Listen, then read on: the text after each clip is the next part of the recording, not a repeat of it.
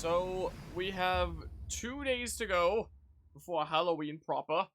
I plan on starting Majora's Mask later tonight as our Halloween game for the year, but I was like, you know what? Just chilling a little bit during the day on Saturday here. I want to do a smidge more of the video game that I've never played before.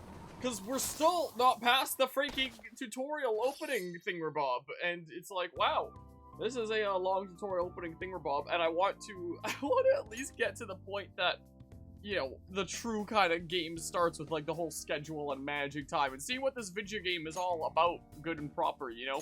I'm freaking close to 7.5 hours in. What the heck? So, I wanna see what's going on there. Also, I have actually been having a lot of fun with this game so far. Like, I've been going in, like, pretty darn blind. Okay, but, time to go. And, like, having no idea what the heck to expect with this game. But I've actually been having quite a bit of fun so far. I'm liking it. I'm enjoying it. Wait, should I switch to this layout? Maybe I'll do this layout for when we have a map over there and stuff. I'm very intrigued. I feel like it's gonna be like one of those games where I'll never know what to expect at any given moment, though. Like, considering the last boss that we fought was like a demon that was taking a dump, you know? So I feel like it's a very strange video game, is the case. I'm thoroughly perplexed by it in several ways, but but I am very curious here. How's it going today, Stone Sloth, Crystal, and Medley of Voices? I actually started the free schedule part of the game. I did. Still gotta be getting gameplay tutorials, but can finally pick what you want to during the day. Okay, so I could have just like not gone to the palace here. I could have just, you know, gone and done like whatever else I wanted to do. Okay. Well, I gotta freaking find things out. Are you weak to yeehaw? Can we be a cowboy over here? You are not weak to yeehaw. You are not one for those cowboy ways, I guess.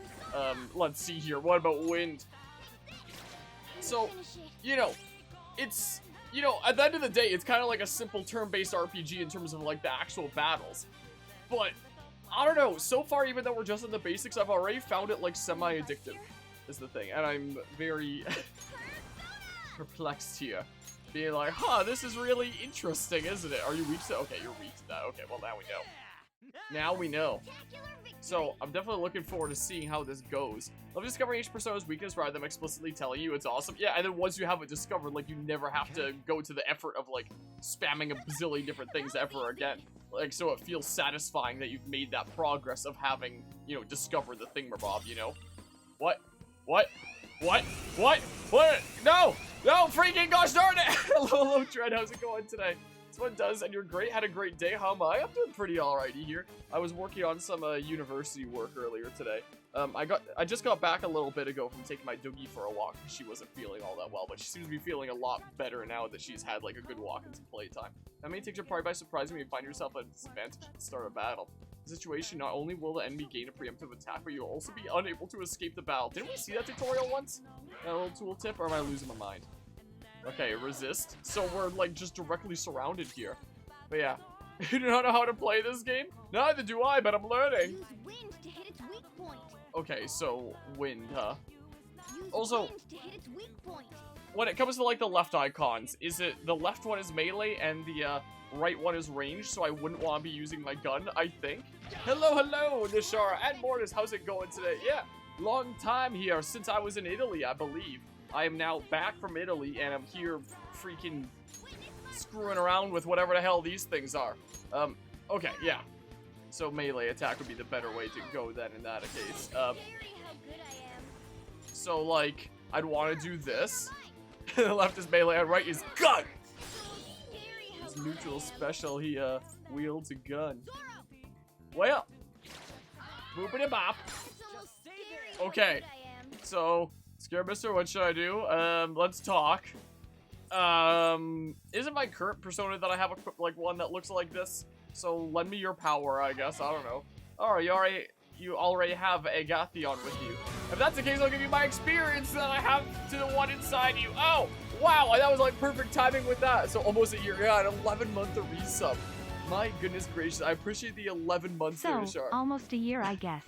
Anyway, how was your trip? My trip was pretty interesting. I get EXP. Sweet. I was very, I don't know how to describe it. I was very intrigued by like the architecture in the surrounding area. Because like around here in Alberta, you know, things are very flat and boring. There's this one, like, slight hill that, well, maybe slightly more than slight, but, you know, a decent bit of a hill around here, and it's, like, one of the highest elevation parts in, like, the whole city, and it's like, wow. Really goes to show how flat things are around here. So, you know, around here, things are, like, pretty flat and basic, but around there was, like, so much verticality. So, like, exploring around would be a decent bit of a workout as you, you know, go up and down a whole lot. It was really interesting. The roads were really thin. A lot of people drove, like, small vehicles or, like, motorbikes / mopeds to account for those roads. But you also saw a lot more side swipe marks on vehicles. It was interesting. It was a very different territory there. Also, the pizza was amazing. It was great. Okay, so do I want to burn that much SP with Morgana again? Maybe I will. I don't know. I guess we'll attack here. Remember when you only had 2 clips for each gun in the OG Persona 5, and then to refill I had to leave the palace and come back the next day? Yeah, that sounds awful. That genuinely sounds terrible. I would not want to do that. I love having, like, a fresh clip of ammo in each battle. That's awesome. But, you know, having a very limited amount for each time you go into the palace. Yeah, that sounds really not that fun. Makes me really glad that I'm playing this version here. Talk. Do I need money here right now? Is it that important to give experience to my current thingamabob? I don't know. Well, you already have a Gathion, and in that case, I'll join you. This time without any, the weight of life from Xenoblade Chronicles 3 playing. Okay. Yeah, it was one of the worst design decisions in the original game. It sounds like it. At least from me getting used to having, like, a fresh clip every single battle. And just very much liking that. The idea of not having that anymore just sounds really awful. It's, Come on, man. seriously, more bars? But there's a way to open it, right? Let's start looking, Joker. What was the third eye button again? Gosh dang it. Gosh dang it, what was the... ZL. Okay, so this, right? What? Gosh dang you. Gosh dang you. Also rework the entire stealth system to be more flexible. Okay, that's good then. Something we recognize, so we pull this.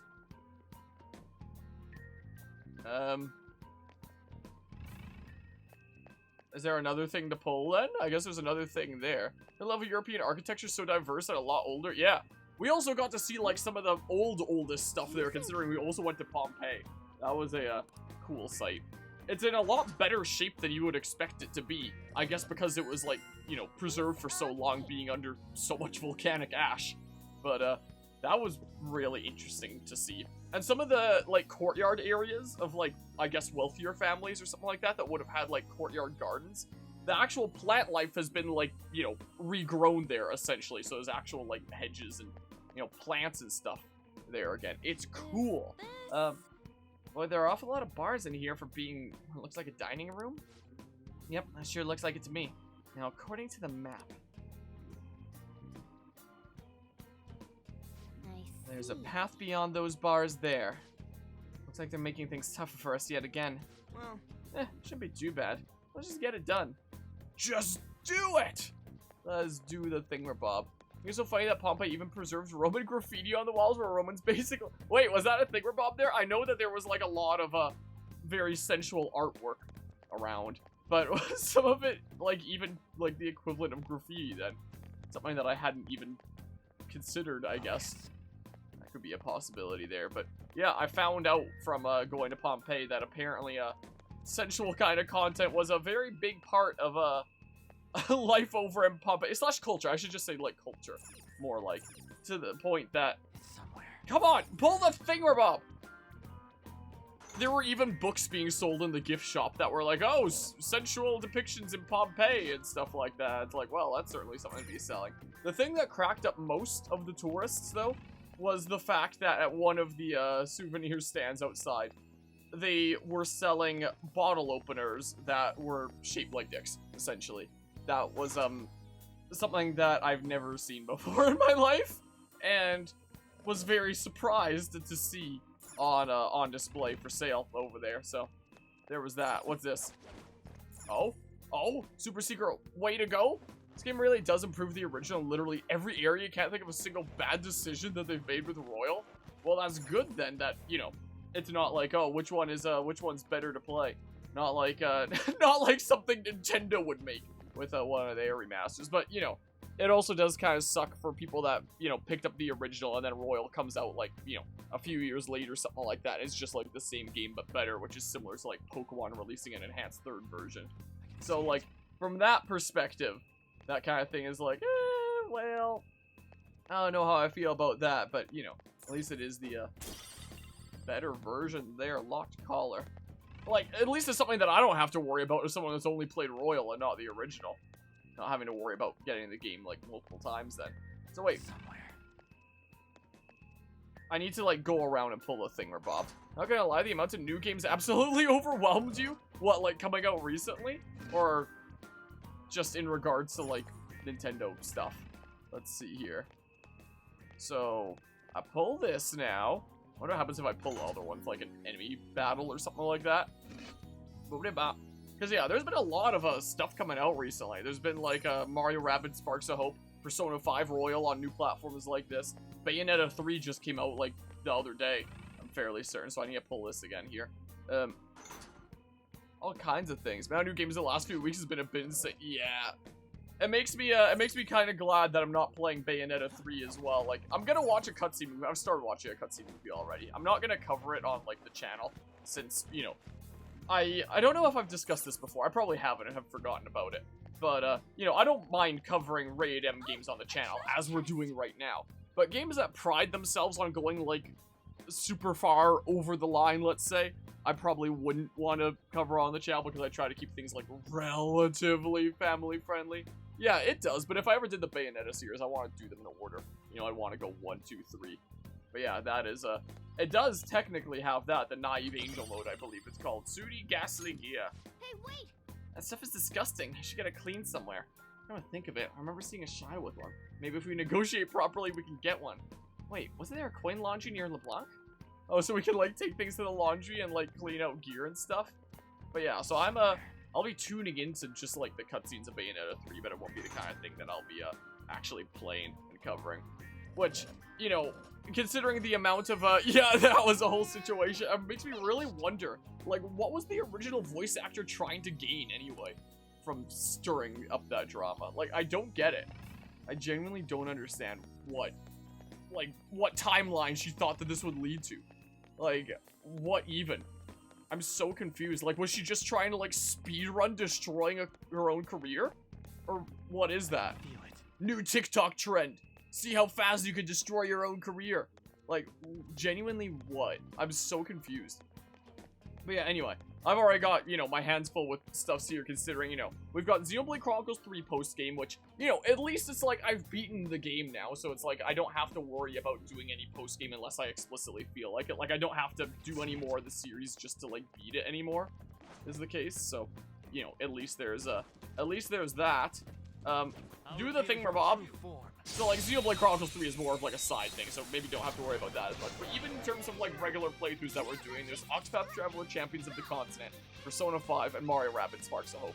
Sparks of Hope probably won't be too long, but as I'm getting into, like, Persona 5, it seems like more and more people are telling me about how, insanely long this game is, and it's like, oh, well, this is gonna become like a freaking Three Houses situation where it takes me 3,000 years, isn't it?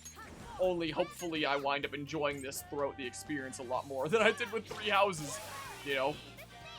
It seems like the calendar system of this is a whole lot better, is what it seems like. I don't know, freaking pass it to him, I don't know here. And then, I don't know, just pew pew pew, why not? Boop-a-da-bop. So this might take me a while. And now we're gonna be starting Majora's Mask, like, later tonight for, like, our special Halloween thing, but, you know, that shouldn't take me too long, considering, like, I've only played Majora's Mask for one weekend in the past, like, Majora's Mask 3D, and that was me 100%ing it on, like, the weekend that it released. Was the thing, Friday to Sunday. So, considering I've literally 100%ed the game before, in a weekend, it's like, I should be able to beat it in a relatively timely manner. You know, it's Saturday right now. I can't do, like, a Friday to Sunday non-stop freaking Majora's Mask thingamabob like I did on the release weekend back when it first came out. I don't think I want to do that anymore anyway, but, you know, should be able to get through that in a timely manner. We have a new charity stream coming up, new 24-hour charity stream coming up, where we'll do, like, a whole bunch of, you know, short games and stuff. And then there's Pokemon Scarlet and Violet that'll take me a decent while as well. But it sounds like Persona 5 is probably gonna be the one that takes the longest, most likely. You guys are just weak to like fire, right? Yeah, weak to fire. I don't think I have like any other things. I have freaking luck. Oh, but that's just like a normal physical thing. Yeah, that's just. Oh, but I haven't even tested normal physical things. So I guess we'll do that. But yeah, let's see here. Initially with her because you didn't believe she could be so dumb as to just completely lie about what happened and create a successful protest off it. Because surprise, it didn't. Yeah, like, I'm so confused as to what she was trying to gain. I'm genuinely so confused. Pew pew pew pew pew.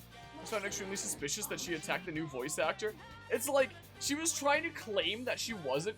She was like, oh yeah, she can voice the character if she wants, like, all power to her, yada yada, but she will never be the voice of Bayonetta. It's like, oh, tell us how you really feel. Like, what the heck? So it's like, she kind of tried to pretend that she wasn't directly attacking, but, you know, she was, is the case. So, I mean, did I not quite take you out? It's fine. You. So, you know, it was, so weird. There's been such a weird, like, internet drama in the, past, like, while. Like, there's the whole chess cheating scandal thing ripoff that's, like, apparently leading to suing now. Pokemon Scarlet and Violet, just laughing at Game Freak's incompetence at this point. You know, I think I was posting it in, like, Discord and community posts on YouTube there when it came out, but, on one of Sakurai's recent videos where he was talking about, you know, showing your product to the world as a game. One of the, lines I had was like, oh, if you want to, get your game into a state where you're ready to show the world, first you have to finish it. And, it just cracks me up so much thinking about, like, Game Freak in regards to Pokemon. It's like, have they ever, considered that? Did they, or, is that not really a concept? The hell, it ain't opening. It just really cracked me up, so, you know. When it comes to Scarlet and Violet, my current predictions are, like, it'll be pretty alright and fun, but it'll just be, like, it'll feel like an alpha version like Legends Arceus did. That's my current prediction. Your Faint Breeze. Oh, but I also predict that's gonna have freaking awesome music. Like, Pokemon, like, no matter what the quality of the games, the music is something that's, like, remained consistently good, though. And this is the game that's gonna have, like, more Toby Fox music. Like, in Sword and Shield, Toby Fox just composed the one theme, the Battle Tower theme. But now, like, apparently he's composing, like, several things, so it's like, oh, okay, that's something to be hyped for. Like, let's be real. I can hear a faint breeze blowing from somewhere. Is there another way through? So not gonna lie, I'm pretty hyped for Scarlet and Violet music. But that's probably about the only thing that I'm hyped for the game. Is the music. Like, I fully expect it to be a genuine slapper. I have no idea what the heck. Perhaps you need to finish the game. Game Freak, take notes. World RPG without a dynamic leveling system just seems like a game dead on arrival. Yeah, that's what I worry about. Like, an open world game can work great for something like Breath of the Wild that doesn't have a leveling system. Well, it has a secret leveling system if you want to be technical, that determines, like, what additional weapon upgrades you get. But, you know, it's an invisible stat that doesn't really matter all that much in the long run.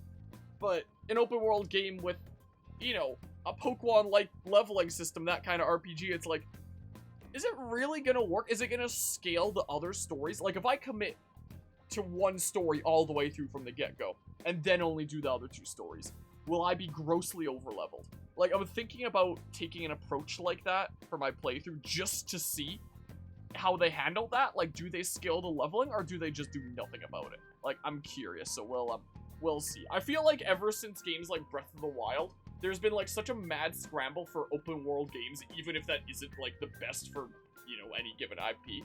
Hello, Jess, what are your chat rules? It's Bill Nye the Science Guy. It's the whole Bill Nye the Science Guy lyrics. I have no idea how the heck to get through here. How's it going today?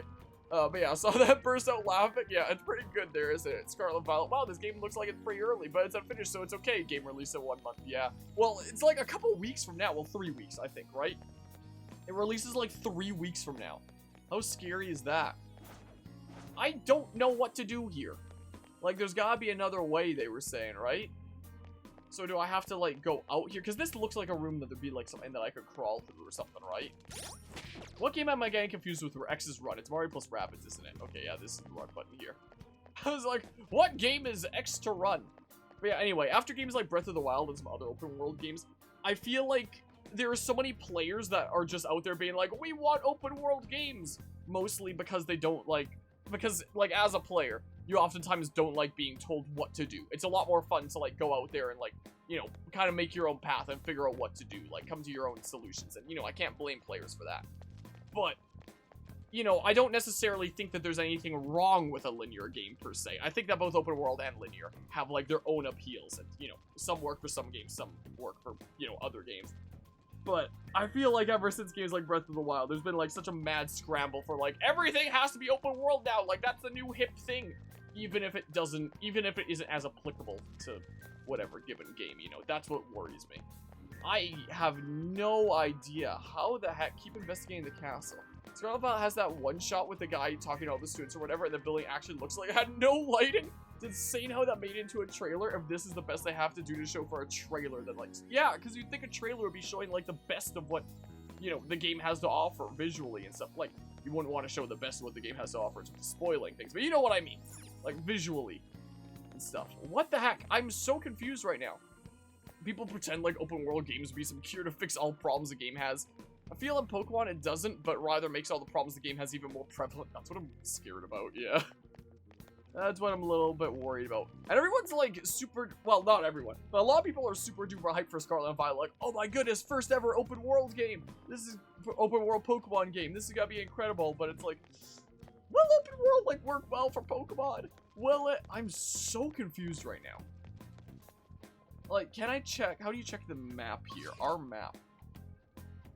So lock there, huh? So there's a way out like that way that we haven't gone yet? We want to go that way? I'm so confused right now.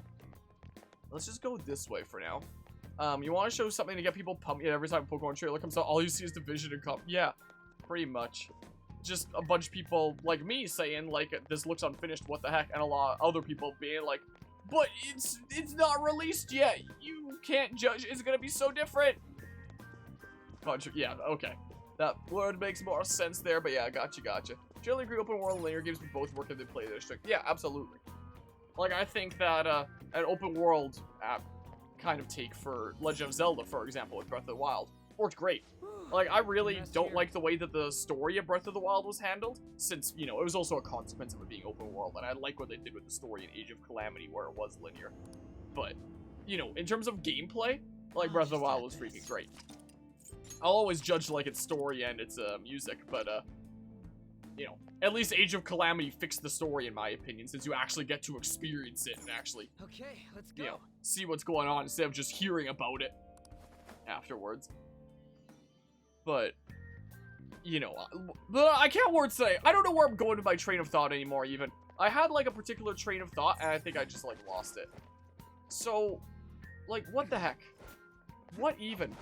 But yeah, only open world game you like is New Vegas. That's the only Fallout game that I've ever, like, finished, and I 100% did that one. It was so much fun. I want to play Fallout on this channel one day. I'm sure the day will come. Alright, this way. Open world being forced into every AAA game has been a thing for a while. You hate it since most of those games are usually empty and big for the sake of being big with no substance. Even Elden Ring's worst aspect was the open world section because they lacked in the intricate game and world design compared to the main dungeons of the games. I mean, I kind of liked exploring around the open world of Elden Ring, but sometimes if there wasn't anything going on for a decent while, it did feel like, you know, the open world was just like a conduit for me to get to like the next bit of meaningful content. Like, what kept that intriguing for me is just how beautiful that world was. Like, I love me some good graphics in video games, and my goodness, the graphics in Elden Ring were stellar. So, like, I was amazed with the world from that perspective. But from a gameplay perspective, I can admit that, you know, exploring around the world of that could very much feel like just a means to get to the next place that there's actual meaningful content. But at least it was very beautiful along the way. I liked Elden Ring. Maybe not as much as most people, but I did like it at the end of the day. Forgot what game it was, but you played a fan game where you start in a snow town. I feel like that was awesome. Wish they got more creative with stuff like that for like a Pokemon fan game. That actually sounds really cool. But I found a YouTube channel on a whim looking for Mario and Luigi Superstar Saga emulation. Thought I'd someone visit here because you were funny. Well, hey, I appreciate that there. Yeah, we're actually going to continue with the Mario and Luigi series at some point. I have a lot of ongoing series on the channel, but we're going to do Mario and Luigi in order. So we're going to do Partners in Time probably sometime next year. Funnily enough, we already did Bowser Inside Story, because that was several years ago before I cared about doing things in order, so... That one was done, like, when I was a brand new content creator. It's probably cringy quality at this point. And we'll do, like, freaking Dream Team and then Paper Jam, and things will be great! I had fun playing Superstar Saga, though. That was a good time there. Was the case. One of the weird things when it comes to, like, if you were looking into emulation, like, out of curiosity for, like, how well it works for Superstar Saga, it is worth noting that it would crash during, like, the credits after beating the final boss, and the Bowser's Minions story will only unlock, like, its final few levels after you have, like, a cleared save data, like, you've beaten the final boss and seen the credits. But considering Citra would crash on beating the final boss and starting to roll the credits, I actually had to transfer my save data over to my actual 3DS. Beat the game, like, again, with that, save data, just, you know, just beating the final boss. I didn't have to do the whole game again. Have it roll the credits all the way through, save my completed game data, and then transfer my save file back to Citra, and then I could do the final levels of Bowser's Inside Story, Bowser's Minions. What the heck? I'm losing my train of thought here. So that's the reason why you were looking into emulation there, was, you know, curious how well it holds up on Citra. That's one of the very noteworthy things that I found out about that game at the end of my playthrough, is for some reason it doesn't seem to like the credits. Wait, hey, this is the entrance? So it's connected to here. Hold on, I'll catch up on the other chat stuff in a hot second. Looks like you can get down from here too. Probably make a good infiltration point. Yeah, probably would, wouldn't it? So is this like the way forward then, maybe? Wait, can I not go around? Oh, jump down. Interesting. Ah! Now I've got allergies. But yeah, let's see here. Mainly because it justifies massive scope by making your choice have a real and meaningful impact. What, for New Vegas there? I really enjoyed exploring around in New Vegas. I was in high school when a friend of mine, for like the Steam Summer Sale, recommended me to play Fallout New Vegas because it was like his favorite game of all time. And okay, it's just a quicker way in is all it is here. Gosh dang it. So I played it as my first ever Fallout game, and I was like, wow, that's really fun. And it wasn't a particularly long game, so I got to the end of my first playthrough, like, without too much time. And then I started a new playthrough and tried to, like, 100% it from the get-go. Because you kind of have to go in with, like, a little bit of a plan of 100%ing it from the get-go if you actually want to 100% it. It seemed like. But yeah, I think I maxed out my level. I think it was, like, level 40 or something like that. I don't remember. I got to, like, whatever high level. I did all the DLC stories and stuff. I got all them quests done. I had fun. I enjoyed Fallout New Vegas, so I picked up Fallout 4 shortly after, and I only got about halfway through it, and I stopped playing it. Like, I don't know what it was about it, but I just couldn't get into Fallout 4 as much. I very much liked how my weapons no longer had durability. Like, that was something I didn't like about New Vegas, but I don't know, I just couldn't get into 4 in the same way. Like, one day we'll probably properly do the Fallout series on this channel. Most likely. Pew. So anyway, I started blasting. But yeah, let's see here. Tears of the Kingdom not being shown... Wait, not being shown in the UK was one of the funniest things. Well, it was. It just wasn't shown live. It was just, like, uploaded. Was the thing, rather than being live streamed. Because, yeah, that was certainly something there, wasn't it? One of your favorite examples is Xenoblade Chronicles, which is actually open world, but extremely linear. However, being linear doesn't mean the game's gonna be restricted to arrows, which Xenoblade Chronicles highlights perfectly. Yeah, that's a really good example there, actually. Like, Xenoblade Chronicles is a not open world game that feels like an open world game. And I mean, Xenoblade Chronicles does also have an entry which is actually open world, being Xenoblade Chronicles X.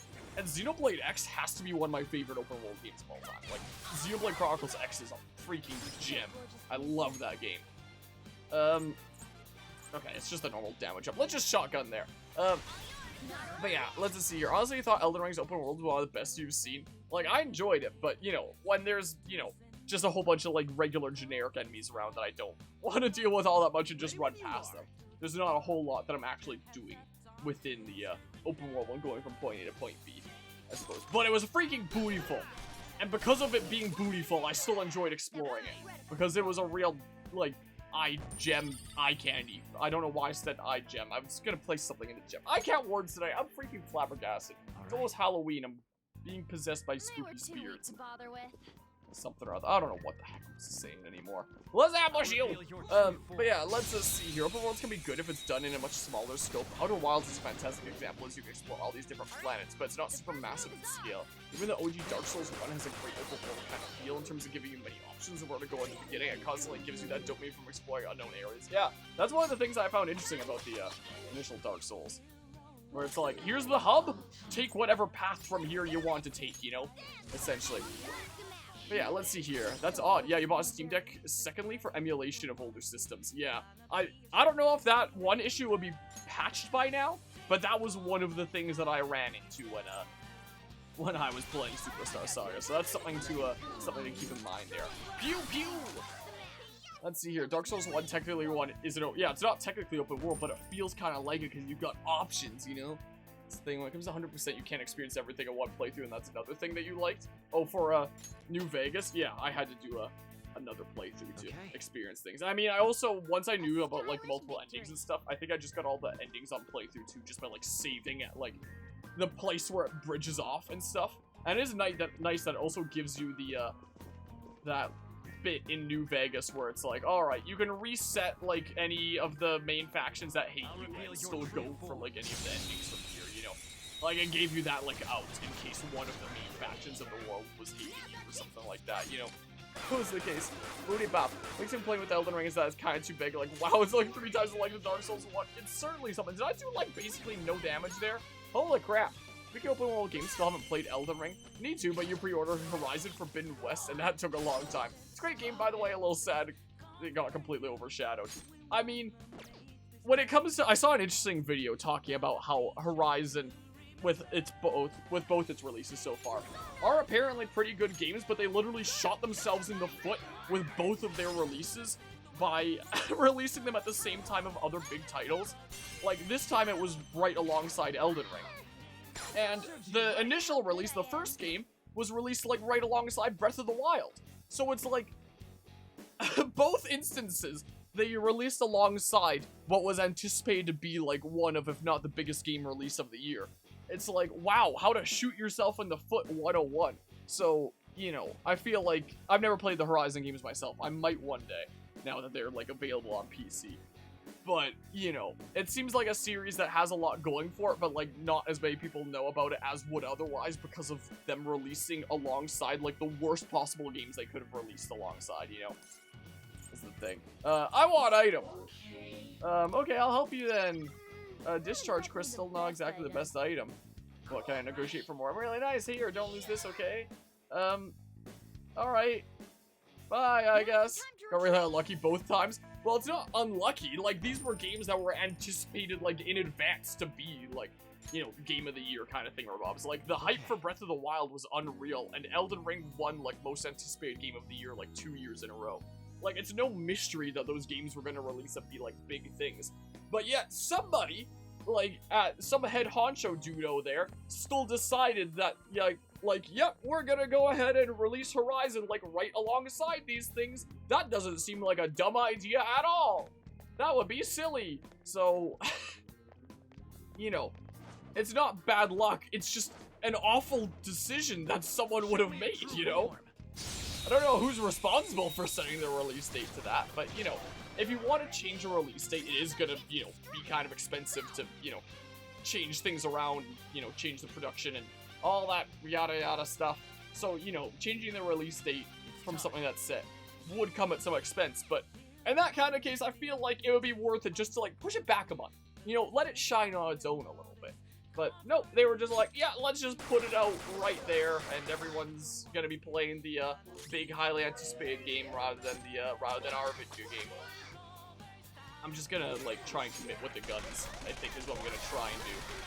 Because I've been using a lot of SP, and I have no idea how the heck to progress through here. Gosh dang it, I missed! Gosh dang it! How do you miss with, like, a shotgun at that range? Alright, thanks for using your turn for attack up. But yeah, remember when Nintendo released Pokemon and Mega Ruby Alpha Sapphire on the same day they released Smash Bros. Wii U, and you were just like, why? I'm gonna be honest, I forgot about that until you mentioned it. Now that you mentioned it, I actually do remember going into GameStop and picking up Smash Bros. On the same day that I did Pokemon Omega, not Omega, freaking Alpha Sapphire was the game that I got. I'm losing my mind today. Now that you mention it, I actually remember that. Yeah, release dates are an important thing in video games. Like, it might not matter as much in, like, the long run in terms of, playing the game and stuff, but in terms of making a lasting impact and reaching a broader player base, your release date matters a lot. Yeah, I'll do that for Ryuji there. At least they were for different consoles, but still. Like, they were both Nintendo consoles was the thing. So, Nintendo fans might own a Wii U and a 3DS like I did, you know? Was the case. Pew, pew, pew, pew, pew. There was a wind, right? This is our chance. Yeah. You can hit their weakness. I'll just weak spot one of them. That's what I'll do, but I am actually running out of SP, and I genuinely have no idea how the heck to progress through here. We've just been rambling about, like, games and release dates and open world stuff, while I'm completely lost about how the heck to actually get past this area. I'm very confused. Gosh darn it. Okay. They were nothing. Like, if it was a release for two different consoles, like, completely, with completely different fan bases, then it's like, alright, yeah, and then it might not matter all that much. I don't get it. It's locked, let's come back later. I'm so confused right now. Keep investigating the castle. I'm very confused. What do you mean come back later? Do I just have to, like, leave the palace? Third eye. Okay, I can try third eye. From the other side. Wait. Wait. Somebody I can interact with here? Action climb? What? Why did I get that prop before? Oh my goodness, it's here. It was in this room. This looked like a room where there would be something like that, and there was.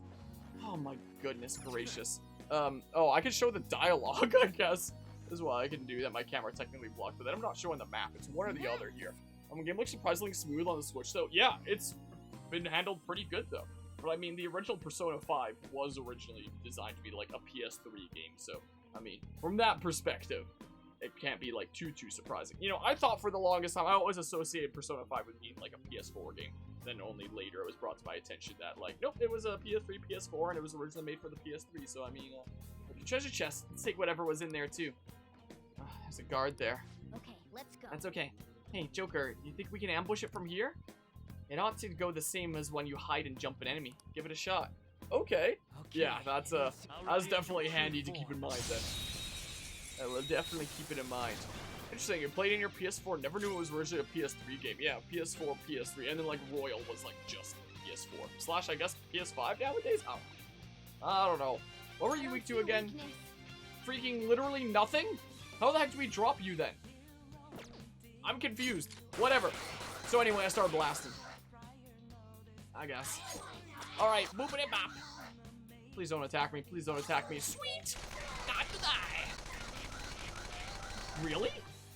Because this is a tutorial of some sort? What do I need to do then? What? Speaks? Wait. This is a tutorial thingamabob. Is that guy from Smash Bros? Yeah, it's Jocker and Arson. How are you doing, inside Beauty Mods? Begging for life when an enemy is in a dire situation and may try to bargain for its life. Enabling you to negotiate with it and possibly gain a persona. A shadow's personality determines how likely it is to beg. Timid shadows are more likely to beg, while irritable shadows won't beg very often. Okay. It's a tutorial. He doesn't have a weakness normally, but here he doesn't. Yeah, I was like, doesn't he normally have a weakness? That's what I thought there. I surrender, please have mercy, ho. Yeah, I can't believe it. He got an entire spin-off video game. Lend me your power. Thank you, ho. My heart was on fire for a moment. I remember now, ho. I'm not a shadow here, ho. I live in the sea of the human heart here. I'm Jack-o'-lantern, ho. It's you and you're me. I'm going in your face now, jerk! Ma'am! In a jack-o'-lantern mask, just in time for Halloween. I mean, by the time that this gets uploaded over on YouTube, Halloween will be past. But at the time of streaming this, it's just in time for Halloween. That's why anybody watching this after the fact should totally find the Twitch link in the description below. Easy plug. No, just kidding. I didn't realize even shadows beg for their lives. That's actually kind of surprising. You always gotta find the opportunity for the easy plug after all, Noah. Shadows have emotions too, you know. Of course, they'll be afraid if you corner them like that.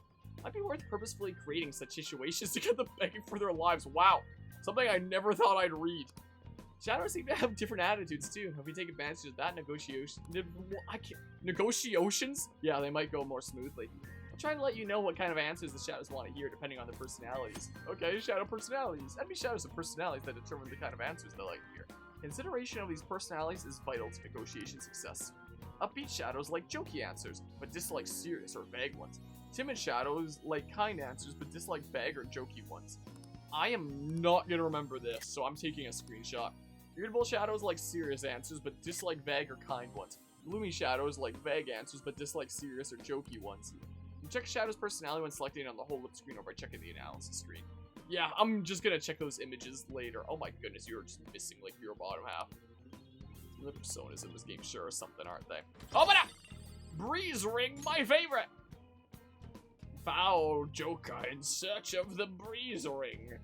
This accessory seems to have some useful special power. I bet it'll be useful somehow. Accessories with skills. Certain accessories come attached with a skill. When a party member equips such an accessory, they will be able to use that skill. To view the details of an accessory, go to equip in X and press CR. Light wind damage to a foe. Oh? So, hold on, let's see here. Let's see. So, my current accessory is hip glasses. Can I check what the hip glasses do? I can't check what my current thing does. But yeah, here's the breeze ring. Oh, here's the thingamabobs that I got for like the DLC that's included. So I will unlock the wind skill there. Glasses that allow one to see clearly in the fog. 15% experience. Armband with C's written on it. Oh, money boost. Okay. Money boost. Hide. Seven Sisters High School emblem. Beware of rumors. I don't know what the hide is. Nullify bless and curse. Life boost. All stats +3. A yellow bandana that can dance all night, all-out attack boost. Gun accuracy +5. Fortify spirit. Samurai spear, whatever the hell that means. Soul touch. Why do I have like 10 of so many of them, then 9 of this one? Like what? Soul touch. Life rise. The warden's favorite baton. Last stand. Gun amp. So I guess that enhances the gun there. Heat up. Stone able to transform into various equipment. And then here's the hip glasses that do nothing. Okay. Black frame glasses that makes one look smart. Hey, it makes me look smart though. So there's an accessory that's broken and you will end up putting it on literally every party member you find it / buy it. Oh. Now use the DLC items because they're broken as hell? Well, what if I want to just like make things a little bit what if I just want to get like more experience? Something or other. Get like more monies or something, or it's like it won't actually make combat easier, but you know, it'll help me out in the long run. Or kind of busted, avoid using it on a first playthrough because it'll make the game kind of a cakewalk. What, even like the additional experience things and stuff? What if I just want more money for now and I'm just want to see how it results there? Yeah, how about we use like more monies? I mean, if it's something like super duper ludicrous, then maybe I won't, but we'll see. Because I hear that it's good to have like a decent bit of monies in this game. So, maybe I'll just go for that? I don't know. Then combat is like the same difficulty. I mean, I guess you could argue that'd be easier in the long run if you're buying more useful stuff. But, let's get moving. Alright. Also, I love how steel is literally just smash. Smack. Yes, I would love to steal or earn by breaking it. Thank you.